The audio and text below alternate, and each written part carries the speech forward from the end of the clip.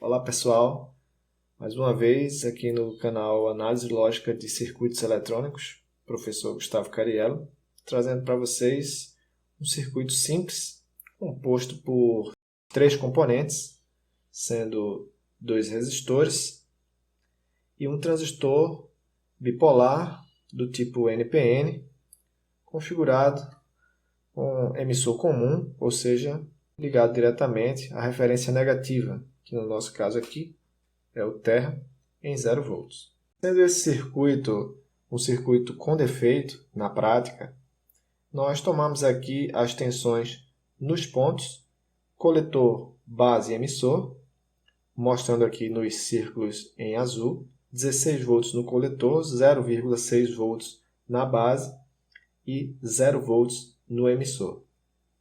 Primeiramente, utilizando o método, nós devemos identificar as tensões que estão sobre os componentes. Então, nós temos sobre o resistor R2, que é o resistor de base, 19,4 volts. Sobre o resistor R1, que é aquele responsável por alimentar o coletor, nós temos uma queda de tensão de 4 volts. E sobre o transistor, a queda de tensão sobre coletor e emissor, nós temos 16 volts. Por quê? A DDP entre coletor e emissor é a tensão de coletor menos a tensão de emissor, ficando com 16 volts. Vou colocar aqui para a gente perceber. Então, aparentemente, esse circuito ele poderia estar em funcionamento. Na prática, a gente vê que ele não está. Informação aqui adicional do beta desse transistor, ou seja, é o ganho desse transistor. Com esses valores de resistência, de alimentação do beta transistor, nós poderíamos dimensionar esse transistor utilizando os cálculos de corrente e iríamos verificar o possível defeito. Mas não é isso que a gente quer. Nós queremos identificar o defeito rapidamente utilizando o raciocínio, se baseando nas tensões medidas.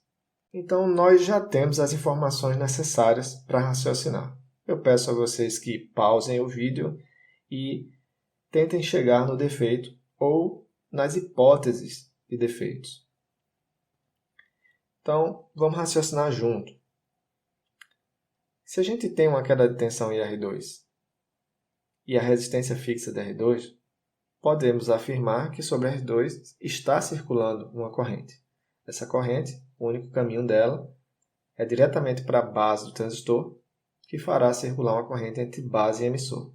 Isso corresponde à polarização desse transistor. Com essa polarização, a resistência interna do transistor, que seria uma resistência virtual, podemos dizer assim, entre coletor e emissor. Essa resistência ela vai variar dependendo da intensidade de corrente. Quanto menor for essa resistência, mais próximo da saturação esse transistor vai estar. E quanto menor for essa corrente, maior a resistência entre coletor e emissor, estando mais próximo do corte.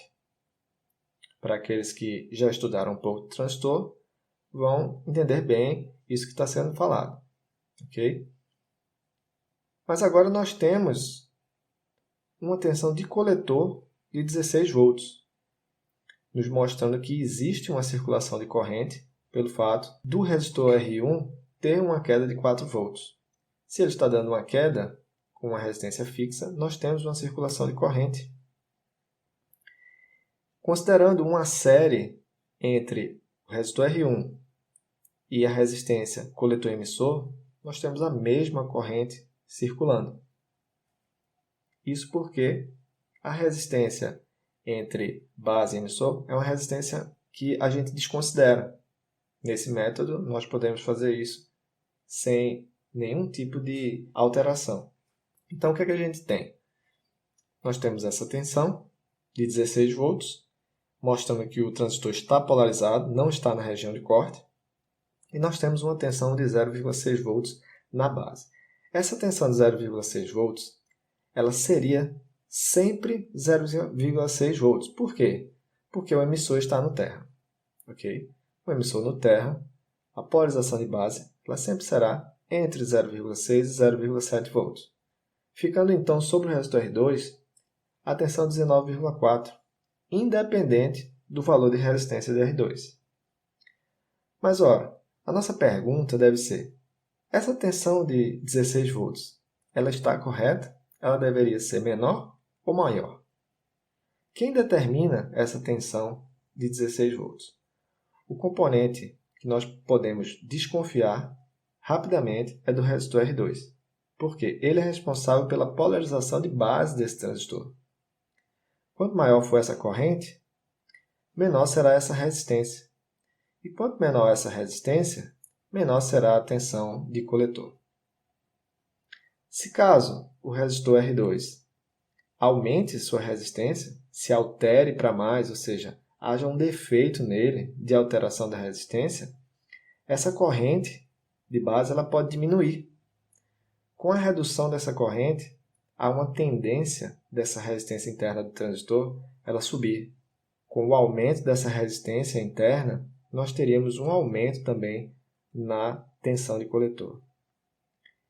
Logo, se nós viermos entender que o ganho beta do transistor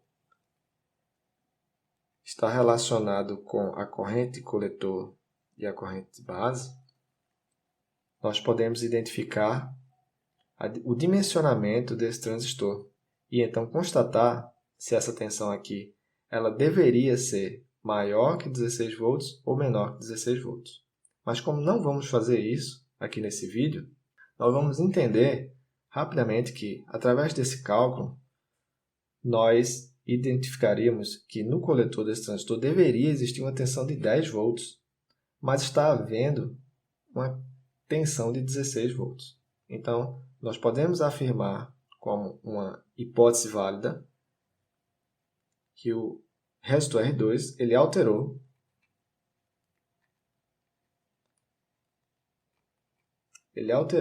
para mais, ok? Fazendo com que a corrente de base diminuísse e a resistência interna desse transistor aumentasse.